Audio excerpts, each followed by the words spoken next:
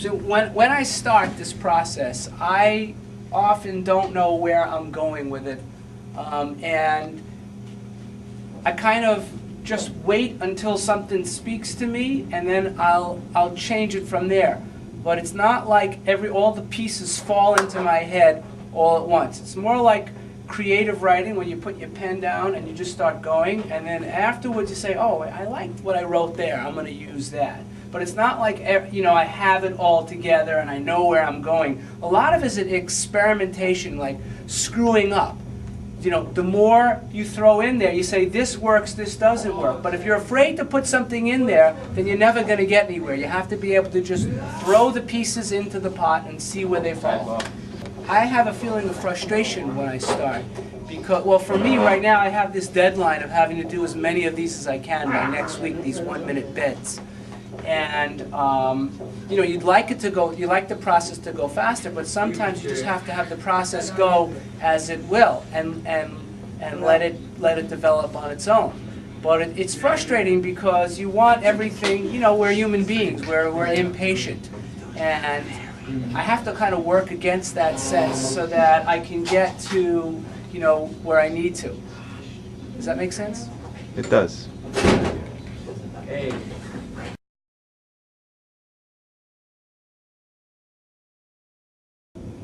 I don't know. I'm going to think.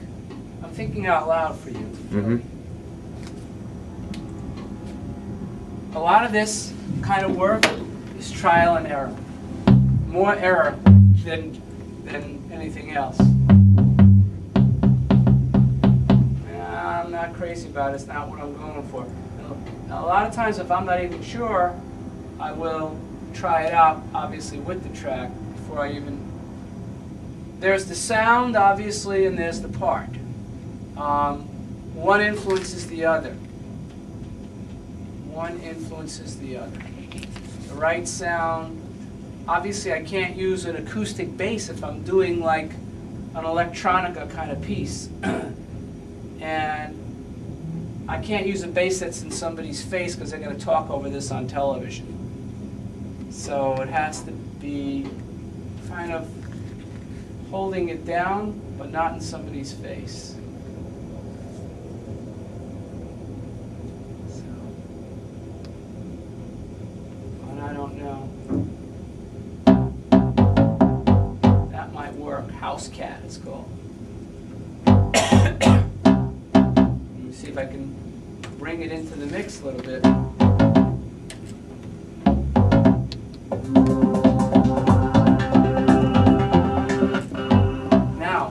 Now, what to play? So there's kind of like, it's reaching into your box of crayons, finding the right color, but then you got to know what to draw. Or what good is having a beautiful crayon? I don't even know if the crayon's beautiful, but let's see.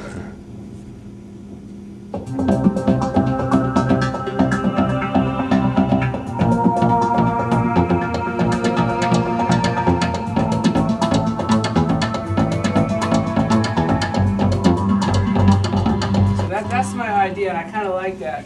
I'm going to go and just take a recording of that.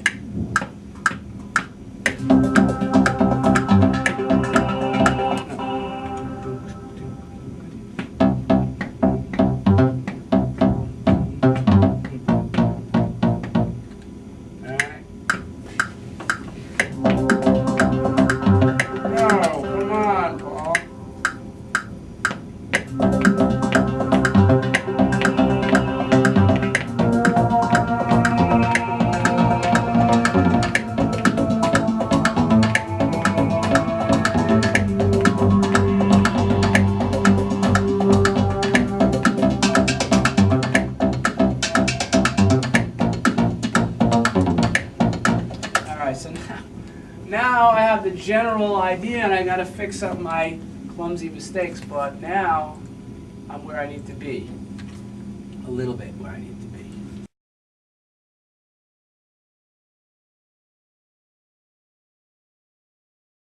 You mean not a lot of time to do it? Yeah. Well, that is the challenge. That's the challenge, you just stated it. You know, obviously, it's nice to have the luxury to come back and, you know, go out, see how you feel about it, come back. But it's a lot more pressure, and I'm lucky that I don't usually have these kind of deadlines, quite honestly. For me, I'm usually working on records that are not going to be released for another, you know, well, usually there's a deadline as to the submission date, and then there's a deadline as to, you know, when the end of the submissions are. And then it doesn't get released for another 3-4 months out of that, and I don't, you know, that's a lot of time to work with for me. So I don't generally have, this is unusual that I have, you know, like a week to put in as many of these kinds of things as I can. Now, that being said, you know, in this business, the pressure is what you want to put on yourself. You know, there are other writers who will submit stuff as well. So if I don't submit anything, obviously, I don't get accepted, and then you don't make money, which is part of it as well. It's the business end, right? That's what we're here to do as well. Does that answer that question at all? Yeah. Or you said what?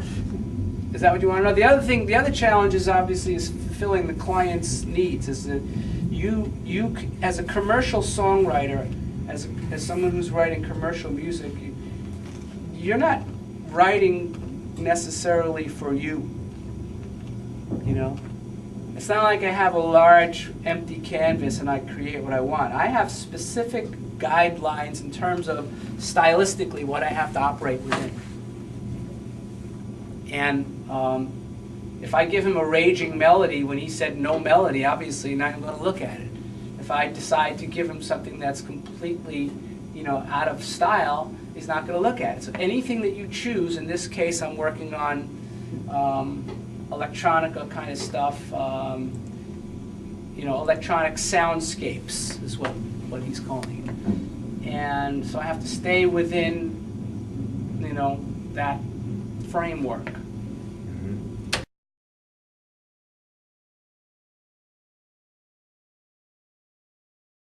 I have a backup plan because it's not easy to make your living from just doing that. I'm lucky enough to, I have this gig where I'm teaching, and I'm teaching what I'm doing, and I'm showing students what I'm doing for these companies, so it's become one thing. But if I didn't have that, then there'll be even more pressure. And you know, it's not an easy field it's not an easy thing to call yourself a songwriter or a producer. And everybody has a studio now. Okay, so the best advice is to get as many skills as you can, you know, writing, producing, arranging.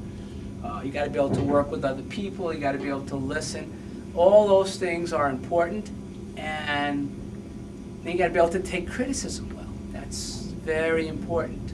Sometimes I'll get back detailed emails, change this, change this, change this. You can start thinking, oh man, this is not for me.